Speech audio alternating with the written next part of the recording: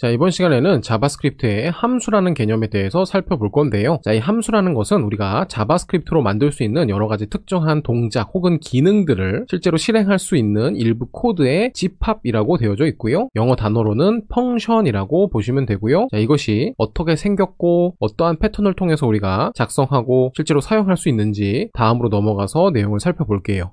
자, 일단 코드를 보시면요, 맨 앞에 펑션이라는 키워드가 사용되고 있습니다. 자, 그리고 한 칸 띄어쓰고 뒤에는 헬로 펑크라는 이름에 제가 원하는 이름을 이렇게 추가를 했어요. 자, 그리고 딸려져 있는 여러 가지 기호들을 보셔야 되는데, 자, 일단 소괄호가 열리고 닫혀 있어요. 그리고 한 칸 띄어져 있고 중괄호가 열려 있죠. 자, 그리고 나서 중괄호가 어디에서 닫혀요? 저기 아래쪽에 요 부분에서 닫히고 있습니다. 자, 그러면 중괄호가 열리고 닫히는 이 사이에 또한 함수에 명령들이 들어가져 있다라고 보시면 돼요. 자, 그래서 그 명령이 뭐예요? 콘솔 창에다가 어떠한 로그를 남기는데, 기록을 남기는데 그 데이터는 숫자 1, 2, 3, 4라는 데이터를 기록으로 남기겠다라는 명령이 하나 들어있죠. 물론 하나가 아니고 두 개가 될 수도 있고 10개, 100개, 1000개가 될 수도 있는데, 자, 일단 여기서는 한 줄의 명령이 들어있습니다. 자, 그래서 이 안에 들어있는 명령을 제외하고 나머지 부분이 이 함수를 만들어내는 함수 선언에 관련된 코드예요. 그래서 여러분들이 변수 선언하듯이 이 함수라는 것을 선언할 때는 앞에다가 이 펑션이라는 키워드를 명시하시고 여러분들이 원하는 함수의 이름을 이렇게 작성을 하시되 그 뒤쪽에 사용되는 기호는 소괄호 한 세트, 중괄호 한 세트입니다. 자, 그리고 중괄호 사이에다가 어떠한 코드를 넣는다. 자, 그러면 이제 코드들의 집합이 완성이 됐는데요. 그 집합의 코드 내용을 실제로 실행하려면 아래쪽에 보이는 것처럼 우리가 선언한 그 함수의 이름을 적고 뒤쪽에 소괄호를 열고 닫아서 세미콜론으로 마무리를 해주시면 이것은 곧 함수를 호출해서 실행하겠다라는 의미를 가지고 있습니다. 자, 그러면 함수를 실행한다는 것은 그 함수 안에 들어있는 여러 가지 명령들을 실제로 동작시킨다는 의미를 가지거든요. 그래서 이 함수 안에 들어있는 콘솔 로그 1, 2, 3, 4 이 부분의 코드가 실행되면서 콘솔 창에 실제로 숫자 데이터 1, 2, 3, 4가 출력되는 것을 확인하실 수가 있을 거예요. 꼭 한번 작성해서 콘솔에 출력되는 내용을 확인해 보셔야 됩니다. 자, 그러면 우리가 이 함수라는 것은 기본적으로 명령들을 감싸고 있는 하나의 집합이라고 위에서 살펴봤는데요. 또 이 함수의 재밌는 부분은 함수 안에서 어떠한 특정한 값을 반환할 수가 있겠고, 그렇게 반환을 할 때 우리는 return이라는 키워드를 사용할 수가 있어요. 자, 그래서 저는 펑션 키워드를 통해서 한 칸 띄고 함수의 이름을 return punk라는 이름으로 만들었고요. 그 안에 내용으로는 특정한 명령 없이 바로 숫자 데이터 1, 2, 3을 반환하도록 이렇게 return 키워드를 그 앞에 다가 작성을 했습니다. 그러면 이 함수 안에서 숫자 데이터 1, 2, 3을 밖으로 반환해주게 돼요. 자, 그러면 그렇게 밖으로 빠져나가는 숫자 데이터 1, 2, 3을 누가 받을 것이냐? 바로 let이라는 키워드를 사용하는 a라는 변수가 이 return punk라는 이름의 함수가 호출되면 거기서 반환된 데이터 1, 2, 3을 이렇게 받는 겁니다. 자, 호출이라는 것은 실행이 된다는 거예요. 함수가요. 자, 그랬을 때 a라는 변수가 그 데이터를 받아서 가지고 있는데 그것을 콘솔에다가 출력을 해보면 숫자 데이터 1, 2, 3이 나오더라. 그리고 그 1, 2, 3은 함수 안에서 반환된 그 숫자라는 거예요. 자, 그래서 이 코드에서 중요한 것은 우리가 만드는 함수에서는 return이라는 키워드를 사용해서 어떠한 자바스크립트 데이터를 함수 밖으로 내보내기를 할 수 있고, 그렇게 내보내진 어떤 값을 새로운 변수에다가 이렇게 할당해서 추가적으로 사용할 수 있다라는 겁니다. 자, 역시 VS 코드에다가 해당하는 내용을 꼭 작성해 보시고 반환되는 값도 바꿔가면서 꼭 연습을 하세요.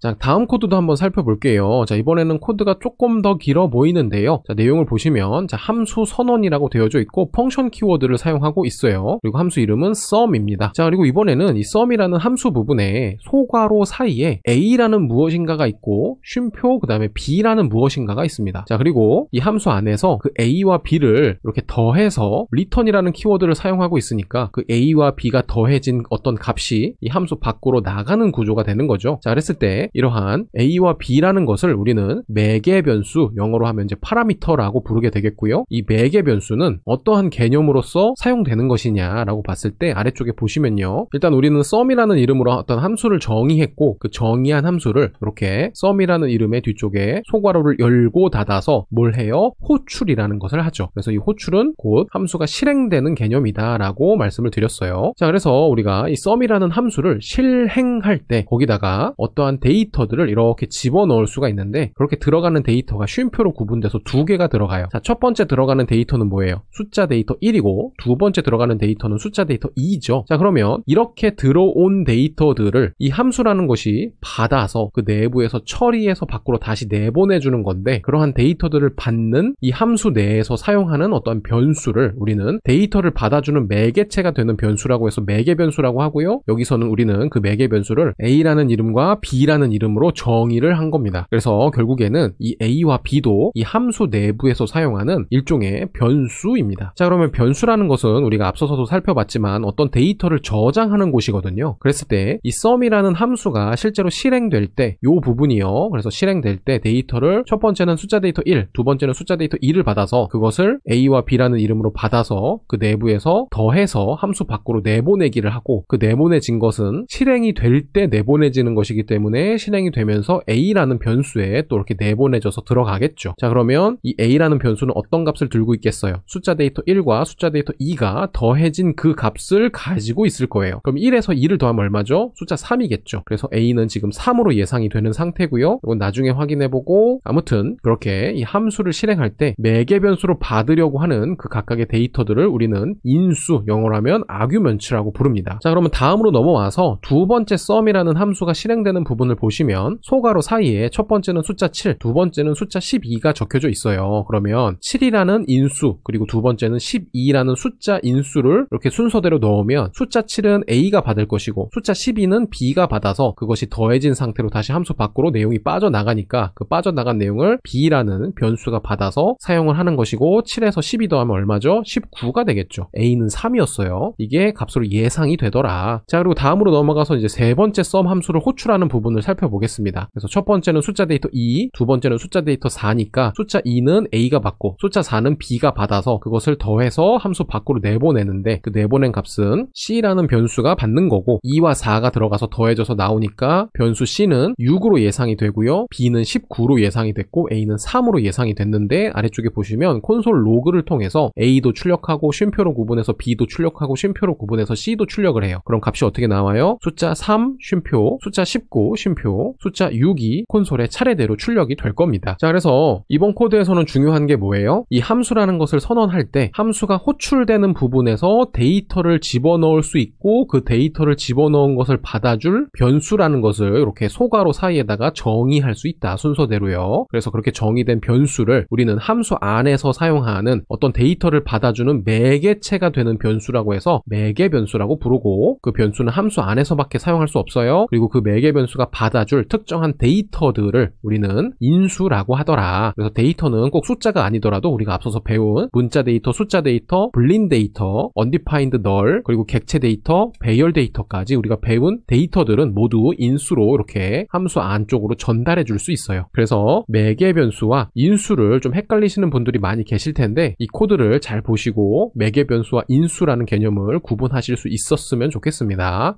자, 그럼 역시 다음으로 넘어와서요, 내용을 살펴볼 건데요. 자, 일단 첫 번째 내용을 보시면 역시 펑션 키워드를 사용해서 한 칸 띄고 함수의 이름은 hello라고 되어져 있습니다. 자, 그리고 소괄호가 열리고 중괄호가 열리고 여기서 닫히는데, 그 사이에 콘솔 로그를 통해서 hello라는 문자 데이터를 개발자 도구의 콘솔에 이렇게 출력하려고 해요. 자, 그랬을 때 우리는 이 부분을 함수에 선언을 한다라고 얘기를 하는데요. 자, 이 함수 선언을 할 때 보시면은 함수의 이름이 명시가 되어져 있고, 이 이름은 내가 원하는 이름을 명시하면 돼요. 자, 아무튼 이렇게 함수 선언을 할 때 이 함수에는 지금 이름이 있어요, 없어요? 이름이 있죠. 그래서 이러한 이름이 있는 함수를 우리는 기명 함수라고 얘기를 하고요. 자, 아래쪽 코드를 보시면 역시 펑션 키워드를 사용하는데, 사이 부분에 보시면은 어떠한 이름이 없는 상태로 소괄호가 시작을 합니다. 자, 그러면 지금 제가 영역을 잡은 이 부분은 함수의 이름이 있어요, 없어요? 없잖아요. 그래서 이러한 부분을 우리는 익명 함수라고 하고요. 익명은 이름이 없다는 뜻이잖아요. 자, 그런데 우리가 함수 부분에 이름을 지정하지 않으면 그 함수를 호출할 수가 없겠죠. 그럼 아무짝에도 쓸모없는 함수가 되는 거예요. 그래서 보통의 경우에 이런 익명 함수들은 대부분 어떠한 데이터로서 활용될 수도 있고, 혹은 변수에 이렇게 할당해서 사용하기도 합니다. 자, 물론 데이터로 활용되는 이러한 방법들은 역시 나중에 자세하게 살펴볼 거고, 이 부분에서 중요한 건 함수의 이름이 없으면 그것을 우리는 익명 함수라고 부른다라는 것을 정확하게 기억해 두셔야 되는 거예요. 그리고 익명 함수는 이름이 없기 때문에 호출을 할 수가 없으니까 대표적으로 이렇게 let이라는 키워드 혹은 const라는 키워드를 사용하는 변수에다가 이렇게 집어넣어서 사용할 수가 있습니다. 자, 그랬을 때 이렇게 펑션 키워드를 사용하고 함수의 이름을 명시하면 그것은 함수를 선언한다라고 얘기를 하는 거고요. 이름이 없는 익명 함수를 어떤 변수에다가 할당하는 거는 이건 함수를 선언한다라고 얘기하지 않고요. 함수를 표현한다라고 얘기를 해요. 자, 이러한 개념이 이제 기본적으로 중요한 것들은 우리가 함수의 선언과 함수의 표현이 나중에 배우는 호이스팅이라는 개념에서 또 중요하게 사용이 되니까요. 다시 한번 말씀드리면 펑션 키워드의 이름을 직접적으로 명시하는 거는 함수의 선언인 거고 이름의 명시 없이 어떤 변수에 할당해서 사용하는 거는 함수의 표현이다. 그리고 이것은 나중에 구분돼서 추가적인 설명이 있을 거다. 이렇게 정리를 할게요. 자, 아무튼 일단 함수 선언은 이름이 있으니까 헬로라는 이름이 있으니까 아래쪽에서 헬로를 이렇게 소괄호를 열고 닫아서 호출을 할 수가 있겠고 그러면 그 명령이 실행되면서 헬로라는 물결 표시까지 콘솔에 출력이 될 거고요. 이 익명 함수 같은 경우에도 월드라는 어떤 변수에다가 할당을 했기 때문에 월드라는 변수 부분에 뒤쪽에다가 소괄호를 열어서 역시 함수 선언처럼 똑같이 호출을 할 수가 있습니다. 그러면 이 익명 함수 안에 들어있는 명령도 결국에는 콘솔에 잘 출력이 될 수 있는 그러한 구조를 가집니다.